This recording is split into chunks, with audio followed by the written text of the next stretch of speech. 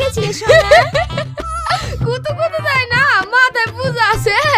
কত সুন্দর ফিগার তোমার, এত রোদে খাটাখাটনি করলে নষ্ট হয়ে যাবে না? আর তো সহ্য করে গেল না রে, তোর কিছু বলি? এই তুই পালাসি কেনে? দাঁড়া, তো ছেলের কাছে যাচ্ছি।